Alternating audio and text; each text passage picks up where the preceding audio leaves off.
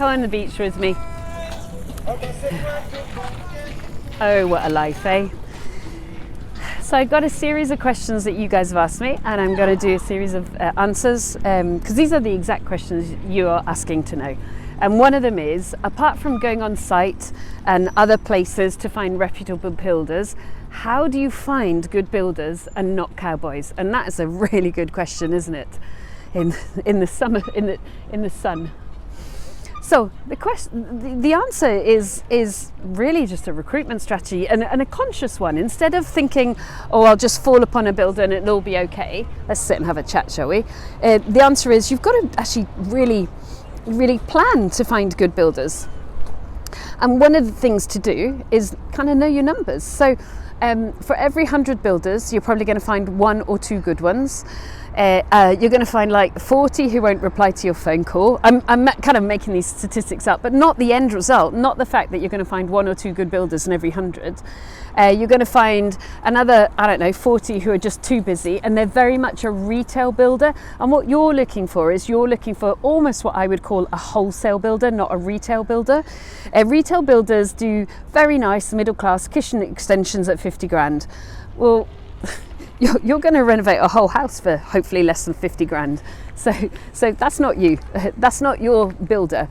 You want a bunch of people who know about speed, who know about getting in, getting out, getting fast, but actually quite good quality. So you're looking for speed, and you're probably looking for an acceptable level of quality, and you're looking at an acceptable level of price. You're not looking for a high level of quality that is a 50 grand kitchen level. You know what I mean with everything in fire and ball. You're looking for a thoroughly acceptable that's going to last like 15 years. Magnet, Howdens, B&Q, maybe IKEA, that kind of thing. So where do you find them? Well, you consciously run a recruitment strategy, and if you spend a couple of days doing this, you will find a whole load of possible leads, and then you just work your way through. My phone is littered with photographs of builder vans, and what I do is, as I'm walking past a builder's van, I'll just take a photograph and I'll send it in, and then my team will pop it into a spreadsheet, and we just retain it until we need to do a recruitment strategy. So I'm not kind of looking up the yellow pages or looking up the internet going, oh my goodness, I haven't seen them. The next thing I'll do is I'll actually go on site. So if I've got time, and these days I'm pretty semi-retired, as you can tell from the seat. I'm in Barcelona, where I live part of my life now. So if I've got time, I'll then go on site. And the biggest thing I'm looking for is this site clean and tidy? If it's dirty, messy, I'm not interested, because they can't manage teamwork, they can't manage to be organised. They're running a guddle, and the guddle will mean that you will be paying extra for that guddle, and I'm not paying extra for builders not to be organised, okay? The next one is, once I've got them, I'll ask them to come out and quote for a project. Now, I'm lucky in terms of I've already got houses, and you may not have houses yet. So I can get them to come out to do like a really small, like £500 job, £1,000 job, which in the grand scheme of life isn't enormous for a property. You can see how quickly they respond, how quickly they give you paperwork, how quickly they give you quotes, and if there's any certification needed, how quickly they give you certification. If you don't have a property already, then get them to come out to view a property with you. You've already gone at least once, you've written up the spec, so you're not going, oh, what does it need? You're actually said, look, this is what I want you to quote against, and you give them a written spec.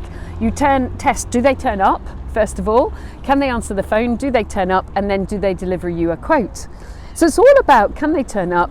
Are they tidy? Are they organised? Can they give you paperwork? And is their price not a 50 grand kitchen price, but kind of a wholesale builder, which is really what you want, because you are wholesaling property, not retailing property. So your team needs to be in that same kind of vibe. So I hope that's helpful. And so it's a bit of a sludge. You're going to end up with a few moments where you think, oh my goodness, you are not the builder for me, and I'm very frustrated. But get rid of those guys as soon as possible. And the good news there is, if you've only got one builder, you always feel like, oh, I should stick with this guy longer. If you've got like 20, 30, 40 builders that you've had a bit of an interaction with, you've seen on site, you've maybe checked out some of their reviews, you've maybe checked them out for giving you quotes already, then you've at least got a beginning of a relationship so that you can switch to those builders. Life cycle of a builder is probably 18 months. Now, I work with some builders for like 7 years, but the majority are probably about 18 months. So don't be worried, you know, when they get too expensive, they get a bit too slow, they get less excited about working with you, or you find that you don't want them to work with you anymore for whatever reason, you know, quality, speed, cost, basically. Move on to the next one. It's a running, rolling recruitment strategy. Good luck. If what we've put out for you guys really works for you, then fabulous. Support our channel, click the like button, and thank you so much.